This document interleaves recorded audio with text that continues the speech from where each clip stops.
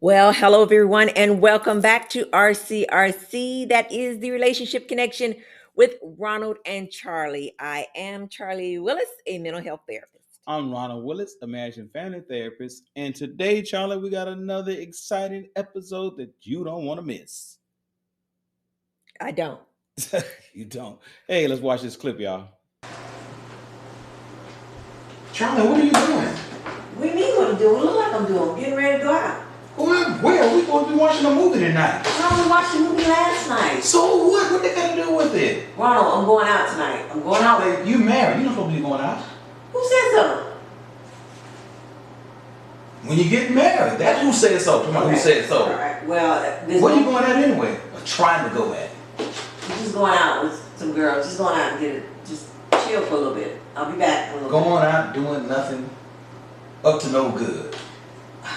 Ronald. Are you going out with all females, or are you going out with some guys? Of course it's all females. I don't know that. You need to be home with your husband. But we watching a movie tonight. When you get married, you can't be going out with your friends anymore. Ronald, we watched the movie last night. And we watching a movie tonight. You don't want to be going out with your friends.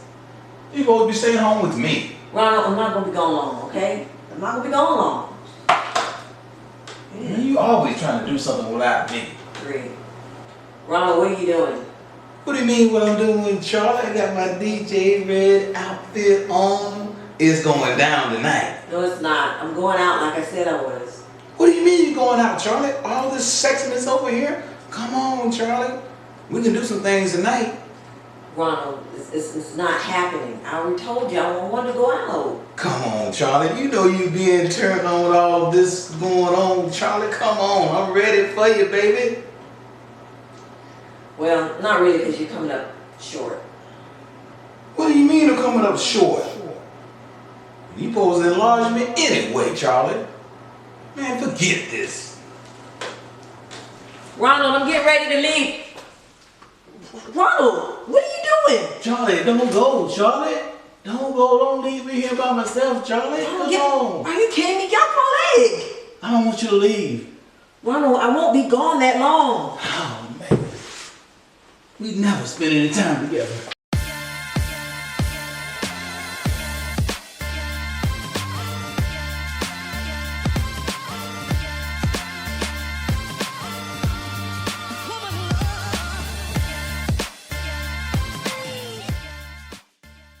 All right, that was our skit, and I hope you all enjoyed that skit. Definitely, what was going on though, Charlie? Well, there was a lot going on in that skit. What was going on with that? You wanted to leave Ron. Come on, man. Don't leave me. Come on, Charlie. Yeah, but before we get into why you seem to think I wanted to leave you, I want to tell you that we empower, we equip, and educate couples on how to thrive in their relationships. How? Through candid conversations right here on this platform. And don't forget to help support this ministry by making a contribution to our Cash App at First Focus Faith. And if you're watching by YouTube, like, comment, share, subscribe. Do it all because we need it all. All right. Yeah. All right. So let's dive into what's going on in the skit, Charlie. Okay. Besides, you want to leave me. Yeah. So it clearly shows that you're having some issues with me taking some time out. I just wanted to spend time with friends. my spouse. What's wrong with that? And as I stated, we spent time the night before. And we need to spend more than one night. This is true. Yeah. All right. We spend it one night together. We can't spend another night together? What's going on? However, your girlfriends are more important to me. No, I was going to return shortly. When? Shortly? Wasn't it midnight when you was leaving? No, it was not midnight. It felt like midnight. I wanted to watch a movie with my wife. Man, can a brother watch a movie with his wife? Mm-hmm, mm-hmm. Well, you know that skit said a lot of things though, but it did highlight an attachment style, and that's the topic of our subject. We want to dive in to understand what is attachment. So in this clip, what attachment style was displaying, Charlie? One that you would not let me go. So right, you were definitely insecure. Don't let go. Don't let go. Yeah, this attachment style was based on me being insecure. Right? Mm-hmm. Yeah. And so we have to understand that there's two attachment styles. secure And insecure. and insecure, unsecure, just not being secure, y'all. Right. Okay, so definitely we want to understand that, and this clip showed that I was being clingy, I was being attached to Charlie, I didn't want her to go, I was not trusting her, you know, I had some doubts going on and stuff, and at the end, I'm holding on to her leg. Don't go, Charlie, don't go, please don't go. Even, what I don't understand, you know, when a brother make a sexual move, man, what's going on, man? That should have kept you locked down. Anyway, I wasn't into the role play. Into the role I was play. assuming that's where you were going with that wig. So, Like but you anyway. was talking about the brother in a bad way though. Oh, yeah. So, But anyway, so since we're talking about attachment, what did the scripture say? all right. So we're going to go with Genesis 2:24, and the King James version is what I'm going to read here. Therefore shall a man leave his father and mother, and cleave unto his wife, and they shall become one flesh. Now, if you've been watching this show, you know that's our favorite scripture. So definitely the foundation of our topic is based on this scripture. But I wanted to dive in and highlight the word cleave. What does that really mean, Charlie? Well, when I hear cleave, I think of unification. So it's definitely to unite or be united closely in interest or affection, and to adhere with strong attachment. That's right. So cleave is all about attaching. However, there's some bad attachment and there's some good ones. That is true. So the bad ones are what we're looking at as insecure attachments. Okay. And there are 4 attachments. 3 of them are bad and 1 is good. Okay. Okay. Right. So the 3 that's bad, what we got, Charlie? All right. So the 3 insecure attachment styles that we're going to discuss today are the anxious, avoidant, and disorganized. Okay, those are founded on the being insecure, and of course, the 4th attachment style is actually being secure in where you want to be at. Right. And definitely, Ron Willis was not secure in the skit. There was no security going on.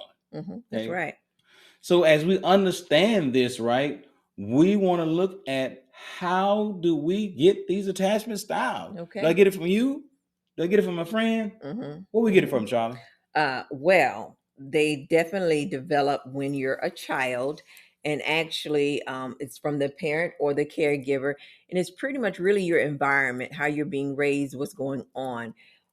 Usually they any type of attachment style is placed into the child by 18 months. Placed in the child by 18 months. So during the first 18 months of the year, the parent would give the child an attachment style. Hopefully it's a secure one. Okay, but they may give the anxious, the void, of the disorganized attachment style. So definitely we want to dive in today and we want to talk about these attachment styles. Okay. All right. Because I would say most people probably don't have the secure attachment style. That's why it's three insecure attachment styles and 1 secure. Let's find out where we are. Curious minds want to know. So the question is, what are the insecure attachments? All right. So the first one we're going to discuss is the anxious attachment style. Okay. So the caregiver will sometimes respond to their needs other than to the child needs. So they may ignore the child needs. They will ignore the child's needs. Yeah, based on situations, circumstances going on and stuff, right? You know, if they are selfish, right? Definitely, because that's the first thing I thought. Guess who needs going to be met first? Mine. You know, when a child entered the world, right, it should create a platform for us to be selfless, but that doesn't always occur. Yeah. So that there's sometimes though you don't get this selfless thing going on and you stay selfish, and therefore your needs will come before the child. Okay.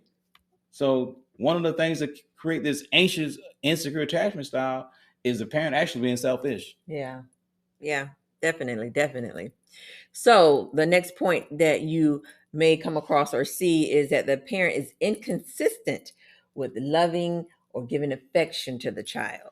Sometimes they love the child, sometimes they don't. Yeah. And it's based on what we said the first time, that the parent is selfish. So if I got something going on and my needs are first and stuff, right?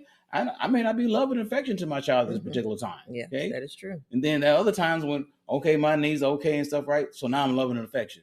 And it create confusion for the child. It's inconsistent. It doesn't create a safe environment. They don't know whether their parents love them or not. Well, sometimes my parents love me and sometimes they don't. Yeah. So what's another one?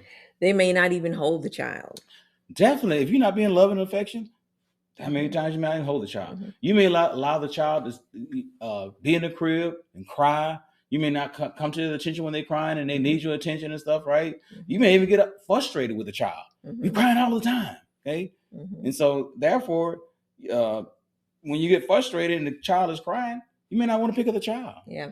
You know what sparked my brain cells to moving around here? It sparked the brain cells, y'all.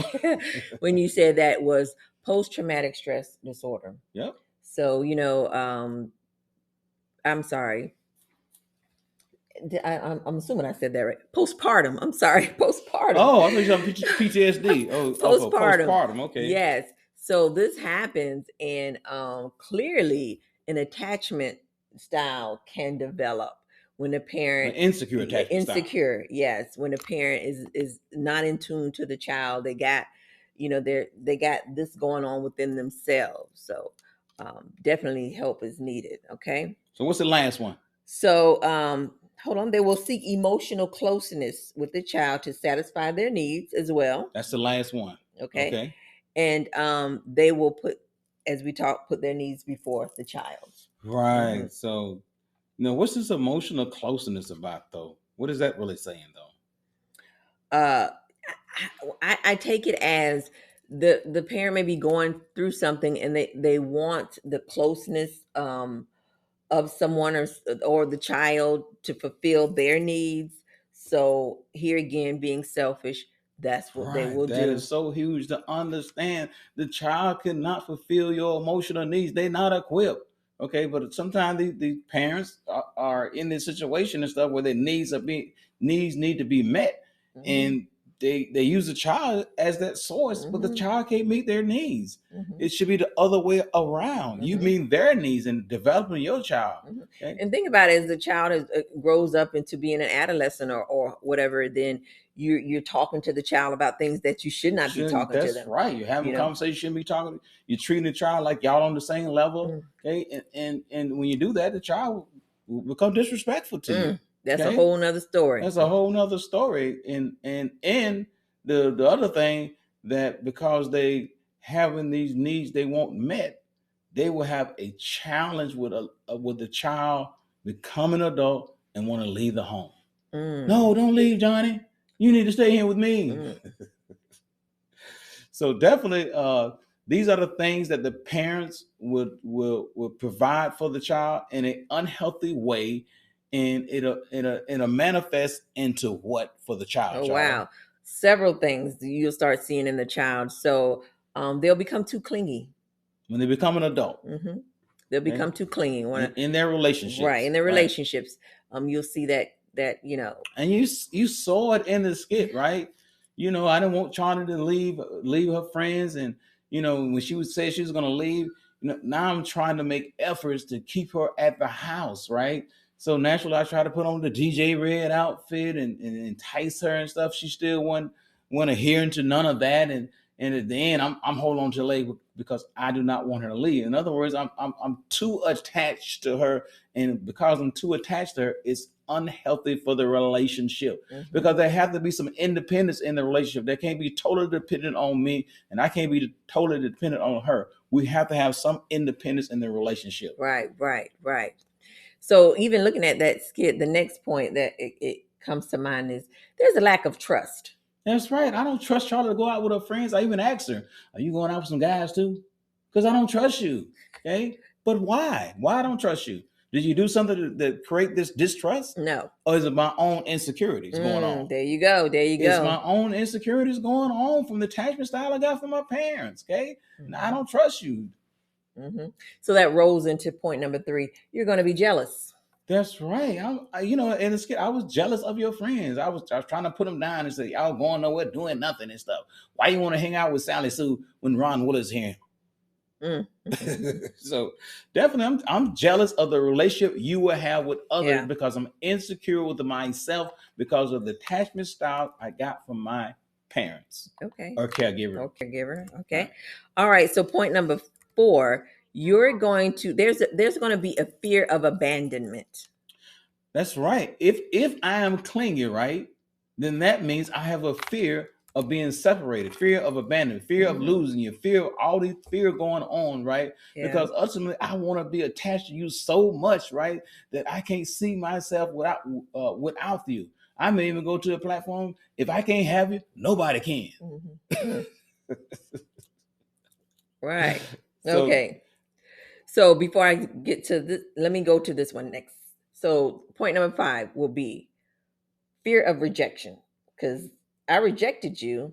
you did, Charlie. That was so How? bad, man. That's why hell on your leg. Don't go, Charlie. Don't go. Yeah, and that plays a part into it in it too. Right, because if you reject me, right, and I have a fear of rejected, I am connected the rejection toward separation. Because my goal in a relationship is to cling to you, but I'm clinging to you in an unhealthy way. So anything that interferes with the clinginess, right, is going to create a fear for me because Mm-hmm. now I Mm-hmm. cannot cling with you anymore. All right. Okay. So point number 5, what wraps this one up is there's got to be some low self-esteem going on here. That's right. Ultimately, I don't feel good about self. Okay. The only thing that makes me feel good about self is I got to be with you. Then I feel good about self. Mhm. But then I really don't because Yeah. you can't make me feel good about self. Mm-mm. Only I can make myself feel good about self. Okay. You cannot do that for me. And ultimately, my efforts are to build my self esteem through you. Mm. That does not work. That's why I'm gonna stay with the low self-esteem because you can't build my self-esteem up. Nope. Only I can do that by feeling good about self and by Mhm. being independent in a relationship and don't cling so much to you where I have a fear of abandonment, fear of separation, fear of rejection, all those fears going on in a Mhm. relationship because I am really scared to lose you. You know what? That's why it's so important to have a relationship with God and to be in the Word and know and allow Him to build up your self esteem as well That's and right. let you know who you are. Yeah, because these are the things my parents gave me, but I can't blame it on my parents because if I blame my parents, then I won't change. Mm, that's right. Oh, it's my parents' fault. That's why I'm this way. No, it's your fault. That's Mhm. why you're this way. Well, you mean once you recognize what's Yeah, going on with you once you reach and you need to once seek you some reach help, the age of awareness, now right? naturally you 13 and 14 years old, right? Okay, your parents are in your life and they the one raising you. You getting these things from your parents. But once you become an adult and mature, you're supposed to get some understanding. Yeah. Okay, Hmm. you're supposed to get some knowledge. You're supposed to be educated and empowering yourself to be better. Hmm. Okay, so All right. then you can be more equipped to raise your kids different than how you was raised. Mm, that's right. All right. All right. So the second attachment disorder under the insecure is the avoidant attachment. All right, what's that all about? So this happens when the parents will reject and not respond to the child. Wow. So that's taking it to another level Mm, what the ancients did. The ancients they did respond sometime, yeah. but this one they totally Hmm. rejecting the child and not responding. They may allow the child to cry all night. Mm, right. Okay, and don't even come to their knees at all. Okay, Hmm. don't show any caring or love and affection toward that child. Hmm. Right. Point number 2. So they won't display any emotion at all with the child. Right, that'll create a emotional separation from the child. Okay, and then of course when the child gets this from the parents, they're gonna be confused. Hmm. They're not gonna be safe in this environment, Hmm. and therefore it's gonna create insecurity within that child Yeah. because the parents are not displaying emotion. Well, Hmm. how do you feel about your child? Mm, good question. All right. So point number 3, there will be an expectation or it'll be put on the child to be um, independent prematurely. So, that 8-year-old in there cooking dinner. Right, because their efforts maybe I'm teaching my child to be independent, but you don't want to do it at such an early age. Well, it may not even be that. It may be your lack of doing for the child will force the child to take care of themselves, or the child start taking care of its siblings, the younger siblings. That is correct. Yeah, that's definitely correct. You're in that environment, and maybe the parent think there's a need for that. Okay, what's going on in the household where all of a sudden that the child seems to be more in charge than the parents. Right. All right. So the last point here is the parent will be they'll be negative with the child when they see the child crying, or they'll say something like, "Stop that! You're older than that. Stop acting like a baby."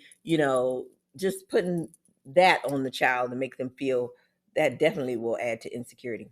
Right. They're teaching this child not to express their emotions. It is bad to do that. It is bad to cry. It is weak to cry. You should man up, a woman, or whatever the case may be and stuff, right? Don't have these emotions. You sensitive, you soft, or whatever the case may be. They'll be coming at the child. So when the child receives this, they're gonna be conflicted with sharing their emotions, and they get to a place where they don't share at all. Right. All right. So even with that said, some of the you're going to see certain things in the relationship realm. So one thing you'll see is that the adult may feel like they don't need anyone. I can do this on my own. That creates a disconnection in relationships, because when you have a relationship with somebody, there's a need. Yeah, hopefully you're not in a relationship and don't have a need. What's the purpose, right? But you could clearly see it, because when they was growing up as a kid, they was put on this platform of being independent prematurely. So therefore, when I become an adult, right, I'm staying in the independent arena. I really don't need you. There's some things that we can do and stuff, and maybe we can have some sex and things like that. But ultimately, I don't need you. I need you for what? I'm independent. I don't need you, Charlie. Okay. Let's see. The skit show different. Okay. Skit show different. All right. So point number 2 under this, what you'll see is they'll struggle to show their feelings, and they'll act as if they don't need love. I'm okay. Yeah, I love self. I don't need you to love me. Okay. I'm on my own and stuff, right? So, when I'm having this insecure attachment, right? I was raised in such a way to teach me that I don't need you to love me. Right. I can take care of myself. Okay. And oftentimes they'll spend time in the home, but not together. Spend time, you in this room and I'm in this room, right? They may be the type that when they come home and stuff, they want to play video games and not spend time with you. Okay. So number 3, you'll see that they are passive. They won't talk that much because they're not sharing their feelings. Okay, they want to suppress their feelings and not express their feelings. Right. They don't want you to know that they have some challenge, because ultimately they're trying to portray that everything is good over here. I look good, I feel good. There's no problems over here. Okay. And then when there is a problem and stuff, right? I'm not gonna let you see that. Okay, I'm gonna have a strong front. Okay, making it look like I got high self-esteem. I'm very confident in myself, and ultimately they're not. Okay. All right. So this is a good one here. Point number 4, they will actually lack empathy. And that comes from they didn't get the caring and the loving. That's right. Growing up. So how can I have empathy for you when I didn't get it growing up? How can I care for you? I can't. I don't know what that looks like. Right. If you say, well, what is empathy? They don't know. Okay. They're on the platform. They don't need love. So if I don't need love, I don't know how to care for you. Okay. That's right. All right. And number 5 will be independent. That's right. We echo this throughout these points that they're independent. They're not dependent. They don't need you. Right. Okay. So if they're independent, don't need you, why are they in a relationship? Just be by yourself. Yeah, definitely.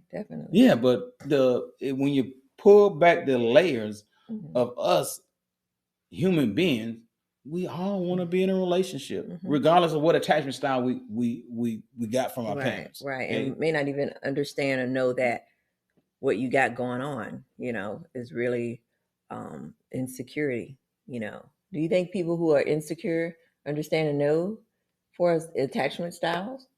They may not know a name of it.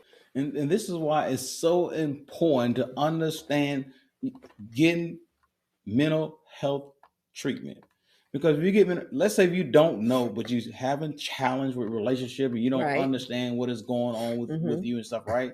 But by going to mental health treatment, it'll help you pull back the layers and you get an understanding of what is going on. And then once you get an understanding, then you'll know what to do in order to heal yourself. Yeah. Okay. And it happens a lot when we do relationship counseling or marital counseling. And you can see what's going on with one of the parties or both and actually connect it to their childhood.